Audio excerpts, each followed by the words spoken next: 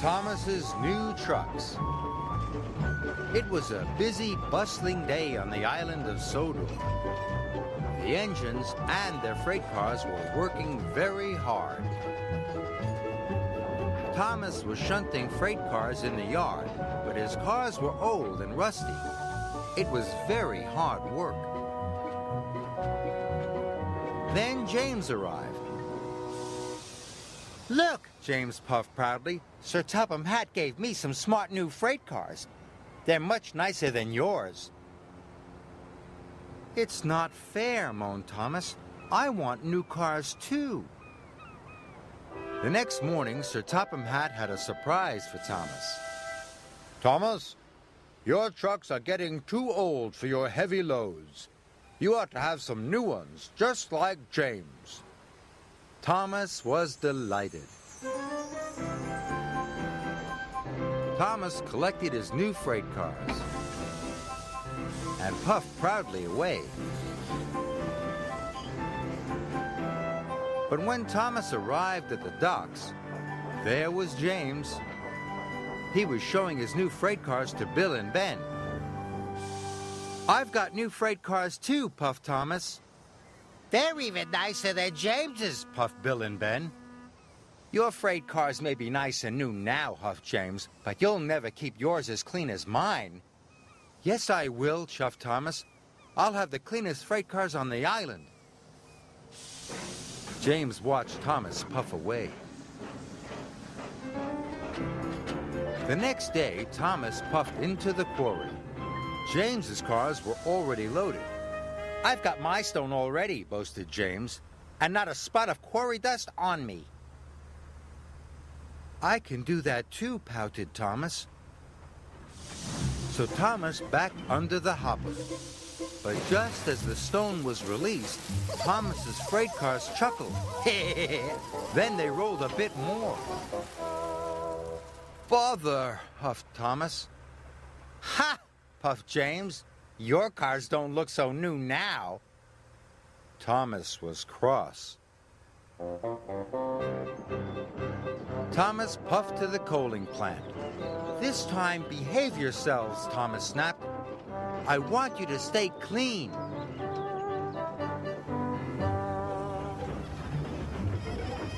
When he arrived, Thomas backed carefully and slowly under the coal hopper. But the freight cars chuckled. Then they rolled too far again. Thomas and his freight cars were dirtier than ever.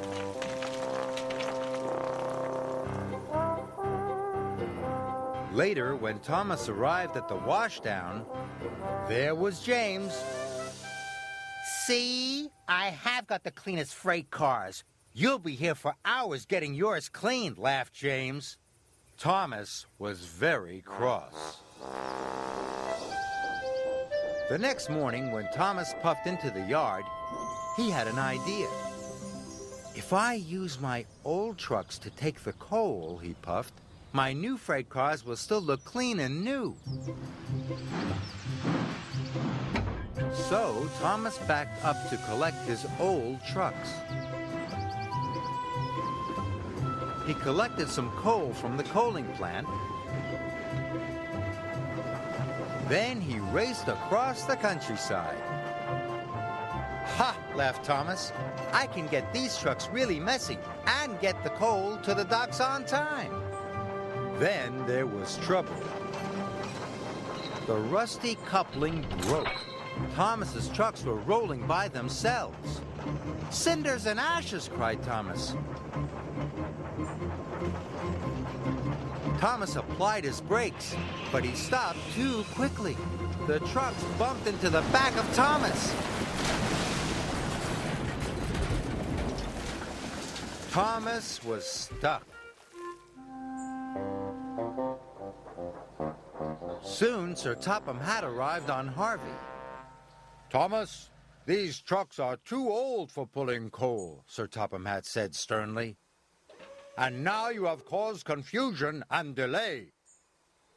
"Sorry, sir," said Thomas. Harvey and the workmen soon cleared the tracks. But Thomas still had to deliver the coal to the docks. So he raced back to the shunting yards. And this time, he collected his smart new freight cars.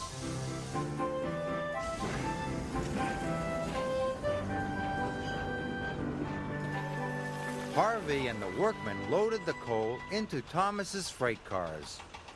The new cars were soon filthy, but they were filled with coal and ready to go.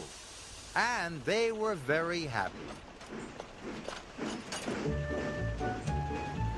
Thomas raced to the docks. Suddenly, the trucks weren't being troublesome.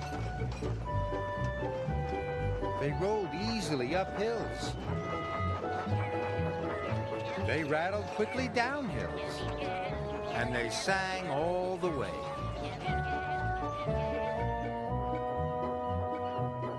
Thomas raced into the docks.